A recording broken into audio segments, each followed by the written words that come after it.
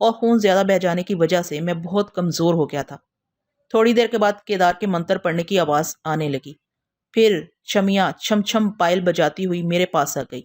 मैंने कहा, तुम सामी को काली बिल्ली के जिस्म में कैद करने के लिए मेरी भेंट देना चाहती हो, मगर मैं तो जख्मी हूं। जख्मी जानवर हो या जख्मी इंसान, इसकी भेंट स्वीकार नहीं की जाती। वो मेरे पास बैठती हुई बोली, जब तुम्हारी भेंट देने का वक्त आएगा तो तुम्हारे जिस्म पर एक जख्म भी नहीं रहेगा, तुम तंदुरुस्त हो जाओगे। जादू दो तरह के होते हैं, काला जादू और सफेद जादू। काला जादू दुश्मनों से इंतकाम लेने और दूसरों को नुकसान पहुंचाने के लिए सीखा जाता है, और सफेद जादू के जरिए दूसरों को फायदा पहुंचाया जाता है। केदार सफेद जादू का वो मंत्र जानता है जिससे एक इंसान की बीमारी को किसी जानवर के जिस्म में मुंतकिल किया जाता है। वो तुम्हारे तमाम जख्मों को एक कुत्ते के जिस्म में मुंतकिल कर देगा। मैंने एक गहरी सांस लेकर कहा, यानी बचाव की कोई सूरत नहीं है, मेरी कुर्बानी लाजमी है। हाँ, बचाव की कोई सूरत नहीं है। आज तुम्हें और सामी को मेरे मंत्रों से कोई नहीं बचा सकेगा। आह सामी। मैंने दिल की गहराइयों से इसका नाम लिया और कहा, तुम सामी के मुतल्लिक कहती रहो, वक्त अच्छा गुजरा है। इसकी जुर्रत और मुस्तकिल मिजाजी के वाकयात सुनकर मैं अपनी मौत को भूल जाता हूँ। मुझे बताओ कि इस ट्रेन में सवार होने के बाद क्या हुआ? क्या उस कंपार्टमेंट में तुम दोनों इसे नहीं पकड़ सकते थे? नहीं, शमिया ने जवाब दिया। इस तीसरे दर्जे में बहुत से मुसाफिर थे। हम उनके सामने एक बेजुबान बिल्ली से दुश्मनी नहीं कर सकते थे। फिर यह कि केदार जख्मी था। रानी लक्ष्मी देवी के जिस्म से लड़ने के बाइस मेरे कपड़े भी मिट्टी हो गए थे। सर के बाल बिखरे हुए थे। हमारी ये हालत देखकर मुसाफिरों ने पूछा कि हम कहाँ से आ रहे हैं। मैंने जवाब दिया, हम अमनारा स्टेट से आ रहे थे कि डाकुओं ने हमें घेर लिया। मेरे पति देव ने बड़ी बहादुरी से इनका मुकाबला किया था और मुझे मेरे जेवरात समेत बचाकर यहाँ तक ले आए। इस वक्त मेरे दिमाग में जो आया वो कह गई। कई मुसाफिरों ने हमसे हमदर्दी की, किसी ने मुंह हाथ धोने के लिए पानी दिया, किसी ने खाना लाकर आगे रख दिया। मैंने और केदार ने मुंह हाथ धोकर अपना हुलिया दुरुस्त किया। हमें भूख नहीं थी, फिर भी थोड़ा बहुत खा लिया। बदकिस्मती से वो ट्रेन नागपुर की तरफ जा रही थी। हम एक और स्टेशन पर उतर गए। वहां से हम दूसरी ट्रेन पर सवार हुए। वो ट्रेन अजमेर और आगरा होती हुई अमृतसर जा रही थी। दूसरी रात अजमेर पहुंचकर हमने फिर ट्रेन बदल ली और दिल्ली पहुंच गए। सामी हमारे साथ लगी रही। मैंने केदार को समझा दिया था कि वो उसे ना छेड़े। अब मैं कुछ नए मंत्र सीख कर उसे अपने काबू में करना चाहती थी। दिल्ली में मेरे एक गुरु महाराज हैं। वो काले जादू के बहुत बड़े गुनी और कर्मकारी हैं। मेरे देश के बड़े बड़े जादूगर इनके आगे दंडोत करते हैं। मैं 15 वर्ष की उम्र से उनकी रखेल थी। वो रात को मुझे दासी बनाते थे और सुबह बासी बनाकर धुतकार देते थे। 12 बरस तक मेरी जवानी को कीड़ी की तरह चाटने के बाद उन्होंने मुझे थोड़ा सा इल्म सिखाया था। ऐसा इल्म कि जिसके जरिए आज मैं दोबारा जवान हो गई हूँ। मैं सामी के जिस्म गुरु महाराज के पास पहुंची तो वो अचंभे से आंखें फाड़ फाड़ कर मुझे देखने लगे। जब मैंने दंडोत किया और उन्होंने मेरे साथ केदार को देखा तो पहचान गए कि मैं छमिया हूँ। वो 80 बरस के बूढ़े हैं, इतने कमजोर हैं कि अपने बिस्तर से उठ नहीं सकते। उन्होंने अपने पास बुलाकर मुझे बिठाया और अपने लरसते हुए हाथ से मुझे छू कर कहा, आह, मैं बूढ़ा हो चुका हूँ और तू ये जवानी लेकर आई है, मेरे किसी काम की नहीं है। पर मुझे खुशी है कि मेरा दिया हुआ इल्म तेरे काम आ गया। बोल, मैं तेरे लिए और क्या कर सकता हूँ? मैंने कुछ कहने से पहले दरवाजे की तरफ देखा। वहां काली बिल्ली बैठी हुई थी। मैंने केदार से कहा, तू बाहर चला जा। उस बिल्ली का ख्याल रखना, यहाँ ना आने पाए, बल्कि ऊपर से दरवाजा बंद कर दे। वो बिल्ली को धुतकारता हुआ बाहर चला गया। वो देख चुकी थी कि मैं एक बूढ़े के पास हूँ और इसके दिए हुए जिस्म पर किसी गुनाह की स्याही नहीं लगेगी। वो चुपचाप बाहर चली गई। केदार ने दरवाजे को बाहर से बंद कर दिया। फिर मैंने कहा, महाराज, आपने इस बिल्ली को देखा है? वो बिल्ली नहीं, एक बला है जो मेरे पीछे पड़ गई है। मैंने इन्हें शुरू से तमाम वाकयात सुनाए और वो सुनते रहे। पूरी दास्तान सुनने के बाद उन्होंने कहा, तुझसे बड़ी गलती हुई कि तू सामी के सामने केदार से मंत्र पढ़ाती रही। वो मूर्ख का मूर्ख ही रहा और इस चालाक लड़की ने मंत्रों को सीख लिया। गुरु महाराज बहुत कमजोर हो गए थे, बातें करते वक्त भी हाँपने लगते थे। वो जरा देर तक अपनी सांसें दुरुस्त करते रहे, फिर बोले, तुझे याद होगा मैंने तुझसे कहा था कि आत्मा को एक शरीर से दूसरे शरीर में ले जाने का मंत्र तुझे नहीं सीखना चाहिए। मनुष्य को मारने का काम यमराज का है और जलाने का काम भगवान का। हम इस ज्ञान तक पहुंचकर सुख चैन से नहीं रह सकते। मैंने भी कितने ही शरीर बदले हैं, अपनी उम्र से ज्यादा जिंदगी गुजार रहा हूँ। अब भी चाहूं तो किसी जवान मर्द के शरीर में जाकर फिर एक नया जीवन अपना सकता हूँ, मगर मैं जिंदा रहते रहते थक गया हूँ। इस संसार में हमसे भी बड़ी शक्तियां हैं जो हमें डराती हैं, हमारा पीछा करती हैं, जैसे सामी तेरा पीछा कर रही है। वो फिर रुककर सांस लेने लगे। मैंने पूछा, महाराज, क्या कोई शक्ति आपका भी पीछा कर रही है? हाँ, मेरी जीवन कहानी बहुत लंबी है और मैं इस काबिल नहीं हूं कि तमाम बातें कर सकूं। तो इतना ही समझ ले कि भगवान की शक्ति हमारी समझ में नहीं आती। क्या तू समझ सकती है कि सामी को वह चालाकी और वो मंत्रों का ज्ञान कैसे मिल गया? ये सब भगवान की लीला है। एक मामूली छोकरी को जरा सी शक्ति देकर तेरे पीछे लगा दिया। इस छोकरी की तरह मेरे भी कितने ही दुश्मन हैं। मैं उनसे लड़ते लड़ते थक गया हूँ और अब मुझे मरते वक्त बड़ा सुकून मिल रहा है। एक दिन तू भी थक जाएगी और मौत की इच्छा करेगी। मैंने हाथ जोड़कर कहा, महाराज मुझे मायूस ना करें, मैं कभी नहीं थक सकती। मैं इस छोकरी की आत्मा से हार नहीं मान सकती। कृपा करके कोई ऐसा मंत्र मुझे बताइए कि उस मनहूस से मेरा पीछा छूट जाए। क्या ऐसा नहीं हो सकता कि वो हमेशा के लिए बिल्ली के शरीर में कैद होकर रह जाए? हम्म, इसकी आत्मा कैद हो सकती है। एक छोटा सा मंत्र है। वो मंत्र हर रोज 50 बार पढ़ना होगा। जिस रोज तू नहीं पढ़ेगी उस रोज सामी की आत्मा को फिर वही एक शरीर से दूसरे शरीर में जाने की शक्ति वापस मिल जाएगी। मैं पढ़ूंगी, रोज 50 बार पढ़ूंगी। उसे बिल्ली के शरीर से निकलने नहीं दूंगी। मुझे वो मंत्र सिखाइए महाराज। वो थोड़ी देर तक आंखें बंद किए पड़े रहे, फिर मंत्र पढ़ने लगे। मैं भी उनके साथ साथ पढ़ने लगी। छोटा सा मंत्र था, सामी के नाम पर 50 बार पढ़ते ही मुझे याद हो गया। अच्छी तरह याद करने के बाद मैंने पूछा, महाराज क्या ऐसी कोई तदबीर नहीं हो सकती कि मंत्रों के बगैर वो बिल्ली ही बनकर रह जाए? वो सोचने लगे। फिर उन्होंने कहा, वही काले जादू का काला अमल, यानी किसी इंसान की भेंट देनी होगी। अभी जो मंत्र सिखाया है इसे 40 दिन तक रोज 50 बार पढ़ना होगा। फिर किसी जवान मर्द या जवान औरत के खून से इस बिल्ली को स्नान कराना होगा। मगर ये आसान नहीं है, बहुत मुश्किल है। पहले रक्षा कंडल खींचकर इसके अंदर जाप करना होगा। जिस नौजवान की भेंट दोगी वो भी कंडल के अंदर होगा। ठीक रात के 12 बजे तुम इस बिल्ली को कंडल के अंदर बुलाने का जाप करोगी। वो आएगी, ना आना चाहेगी फिर भी आएगी। तुम्हारा मंत्र उसे कंडल की तरफ खींचेगा। इस बात को अच्छी तरह याद रखना कि जब वो कंडल के करीब आ जाए तो तुमसे पढ़ने में जरा सी भी गलती ना हो। बिल्ली और कंडल के दरमियान कोई रुकावट ना हो। रुकावट होगी तो वो कंडल के अंदर नहीं आएगी। रुकावट कैसे हो सकती है महाराज? मैं तो ऐसे वीराने में ये अमल करूंगी कि कोई रुकावट बनने नहीं आएगा।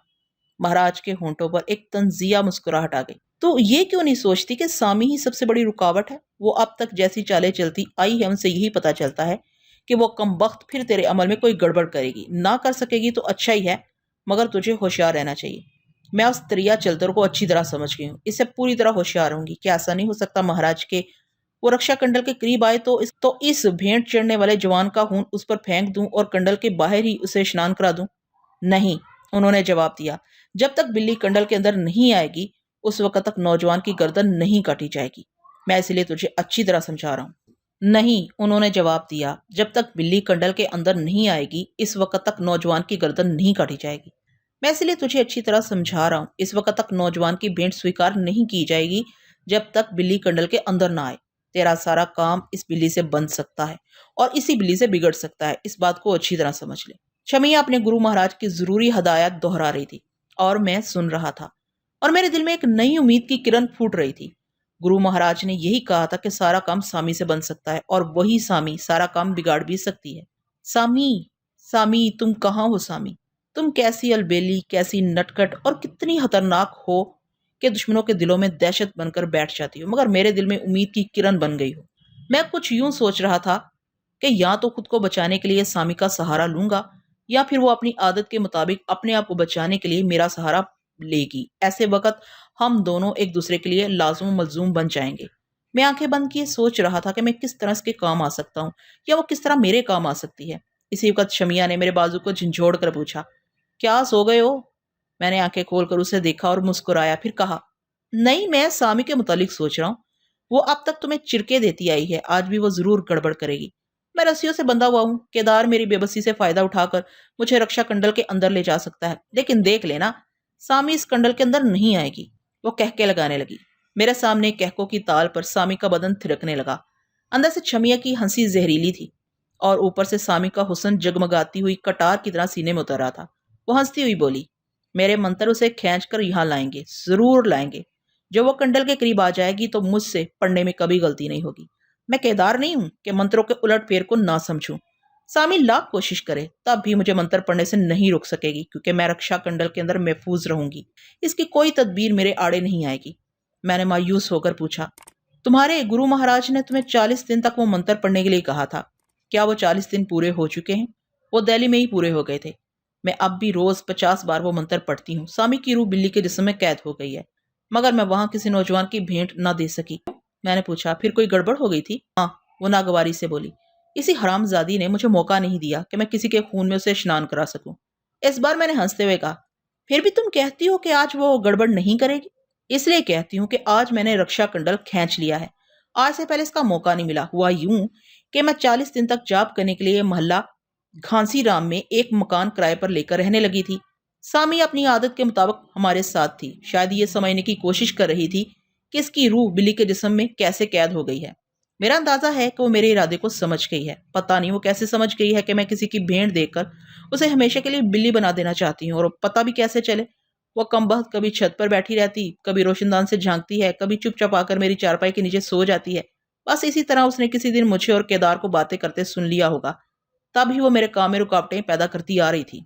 मुश्किल तो ये है कि पहले पहले इसकी हरकतें समझ में नहीं आती। बाद में पता चलता है कि वो कैसी चाल चल गई है। एक बार मैं उसे गोद में उठाकर एक परचून की दुकान से सौदा खरीदने गई। वहां पहले ही 2-4 ग्राहक खड़े हुए थे। सामी तेज नजरों से हर शख्स का जायजा ले रही थी। एक ग्राहक ने कुछ खरीदने के लिए दुकानदार को एक अठन्नी दी। दुकानदार ने वो अठन्नी लेकर एक तरफ रख दी। अचानक सामी ने तड़प कर मेरी गोद से छलांग लगाई और दुकानदार की गुद्दी पर जाकर इस अठन्नी पर पंजा मारने लगी। पहले तो इसकी वो हरकत समझ में नहीं आई, मगर जब दुकानदार ने अठन्नी की तरफ ध्यान दिया तो वो खोटी निकली। तमाम लोग ताज्जुब से इस बिल्ली की तरफ देखने लगे। एक ग्राहक ने कहा, ताज्जुब है, ये बिल्ली खोटे और खरे को पहचानती है। दूसरे शख्स ने कहा, हो सकता है ये महज इत्तेफाक हो, इसे फिर एक बार आजमाओ। दुकानदार ने वो अठन्नी ढेर सारी रेजगारी में मिला दी। सामी आगे बढ़कर अपने पंजे से दूसरी अठन्नियों, चुवन्नियों और 10 पैसों 5 पैसों को हटा हटाकर इस ढेर में खोटी अठन्नी तलाश करने लगी। जरा सी देर में इसने वही अठन्नी मुंह में दबाकर एक तरफ रख दी। तमाम लोग खुशी से तालियां बजाने लगे। एक पंडित जी वहां मौजूद थे। उन्होंने कहा, आदमी आदमी आदमी अंतर, कोई हीरा कोई कंकर। अगर कोई जानवर भी कंकर और हीरे की पहचान करे तो समझ लो वो अवश्य पिछले जन्म में इंसान था। ये बिल्ली भी कोई नारी थी, अपने पापों को भोगने के लिए इस जन्म में बिल्ली बन गई है। सामी ने घुरा कर देखा तो पंडित जी घबराकर एक कदम पीछे हट गए, फिर राम नाम जपते हुए वहां से चले गए। वैसे खेल तमाशा समझकर खामोश थी, मगर सामी का वो तमाशा मुझे बहुत महंगा पड़ा। जरा सी देर में इसे ऐसी शोहरत हासिल हो गई कि तमाम मोहल्ले के मर्द, औरतें और बच्चे उसे देखने के लिए मेरे मकान में आने लगे। हमारे धर्म में आवागौन के अकीदे को सभी मानते हैं। जब लोगों में ये बात फैली कि पिछले जन्म की कोई नारी इस जन्म में बिल्ली बनकर आई है, तो सभी उसे देखने के लिए मेरे मकान में आने लगे। मोहल्ले की औरतें भी सामी को देखकर इबरत हासिल करने आती थी कि औरत को पाप नहीं करना चाहिए, वरना वो भी अगले जन्म में बिल्लियां बन जाएंगी। मैं अजीब मुसीबत में फंस गई थी। किसी से सामी को छुपाकर नहीं रख सकती थी। ये धर्म का मामला था। मैं इनकार करती तो लोग नाराज हो जाते, इसलिए मैं उसे मकान के बाहर ले आती थी। मकान के सामने एक छोटा सा होटल था। लोगों की आमदोरफ्त इतनी बढ़ गई कि इस होटल का कारोबार भी चमक उठा। अगरचे सामी जुबान से नहीं बोल सकती थी और ना ही बिल्ली के जिस्म से निकल सकती थी, क्योंकि मैं रोजाना बिला नागा 50 बार मंत्र पढ़ा करती थी। फिर भी वो कमबख्त लोगों की दिलचस्पियां बढ़ाने के लिए नित नए तमाशे दिखाती रहती थी। एक दिन वो होटल की मेज पर रखे हुए अखबार पर बैठ गई और उसे यूं तवज्जो से देखने लगी जैसे उसे पढ़ रही हो, और वो बिलाशुबा उसे पढ़ रही थी। वो तमाशा इतना दिलचस्प था कि लोगों की हैरत और दिलचस्पी और बढ़ गई। कुछ लोगों का ख्याल था कि वो यूं ही तमाशे करती है, और कुछ लोग यकीन से कह रहे थे कि वो पिछले जन्म की पढ़ी लिखी नारी है, इसलिए हिंदी अखबार पढ़ रही है। फिर लोग शर्तें बांधने लगे। 2 पार्टियां होगी, दोनों पार्टियां सामी को आजमाना चाहती थी। मैं घबरा गई। मुझे खतरे का एहसास हो गया कि सामी ने अपनी इंसानी सलाहियतों को साबित कर दिया तो कोई दौलतमंद बड़ी से बड़ी कीमत लगाकर उसे हासिल करने की कोशिश करेगा, या फिर कोई इसे चुरा कर ले जाएगा, और मैं इसे किसी के खून से नहलाकर हमेशा के लिए बिल्ली नहीं बना सकूंगी। मुझे जॉब करते हुए 38 दिन हो गए थे। सिर्फ 2 दिन बाकी रह गए थे। मैंने केदार से कहा कि आज रात हम चुपके से वो जगह छोड़कर सामी को किसी वीराने में ले जाएंगे और 40 दिन पूरे होने के बाद इसके लिए किसी नौजवान की भेंट देंगे। मगर रात अभी दूर थी। सुबह 10 बजे होटल के सामने लोगों की भीड़ लग गई। एक मेले का समा बंद किया। मर्द, औरतें और बच्चे सभी मौजूद थे। इस वक्त होटल के मालिक ने मजमे को मुखातिब करते हुए कहा, बहनों और भाइयों, इस मेज पर 10 दिनों के पुराने अखबार रखे हुए हैं और मेरे हाथ की इस पर्ची पर लिखा हुआ है 17 मार्च का अखबार ढूंढ कर निकालो। अब देखना यह है कि हमारी ये बिल्ली मौसी वो अखबार ढूंढ कर निकालती है या नहीं। इस बाजी में जो पार्टी जीतेगी उसे शर्त के मुताबिक 500 रुपए दिए जाएंगे। ये कहकर उसने अपने हाथ की पर्ची सामी के सामने रख दी। वो मेज पर बैठी हुई थी। उसने झुककर पर्ची की तहरीर पर एक नजर डाली, फिर अखबारात के ढेर के पास आकर इन पर शाया होने वाली तारीखों को पढ़ती गई और इन्हें एक तरफ हटाती गई। 5 मिनट के बाद ही इसने 17 मार्च का अखबार मुंह में दबाया और होटल के मालिक के पास आ गई। एक बिल्ली ने ऐसा चौंका देने वाला काम किया था कि तमाम मजमे में खलबली मच गई। वहां एक फोटोग्राफर भी था, उसने सामी की तस्वीरें उतारी। 2 प्रेस रिपोर्टर भी थे। मेरी तबाही के लिए क्या कुछ नहीं था। इसके इस कारनामे की शोहरत जंगल की आग की तरह दूर दूर तक फैल गई। मैंने और केदार ने पक्का इरादा कर लिया कि हम इस कमबख्त को लेकर आज रात इस शहर से दूर चले जाएंगे। होटल रात के 11 बजे बंद हो जाता था। इसके बाद ही मोहल्ले में सन्नाटा छा जाता था। हम रात का खाना खाने के बाद सामान बांधने लगे। हमने सोचा था कि जब रात गहरी हो जाएगी और तमाम मोहल्ले वाले सो जाएंगे तो कोई पूछने वाला ना रहेगा कि हम दूसरा जन्म लेने वाली नारी को कहाँ ले जा रहे हैं। मगर इसी वक्त मकान के बाहर हमें गाड़ियों की आवाजें सुनाई दी। फिर भारी बूटों की धमक से रात का सन्नाटा लरसने लगा। केदार ने बाहर निकलकर देखा तो वहां फौजी नजर आ रहे थे। एक फौजी अफसर एक जीप से उतरकर सीधा हमारे मकान में घुस आया। इसके पीछे 3 मसल्ला जवान थे। उसने आते ही पूछा, वो बिल्ली कहाँ है?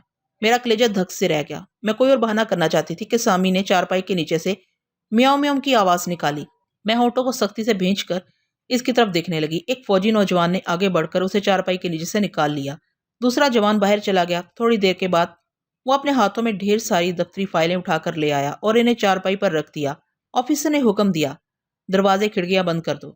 इसका हुक्म सुनते ही फौजी जवान मेरे मकान की खिड़कियां और दरवाजे खटाखट बंद करने लगे।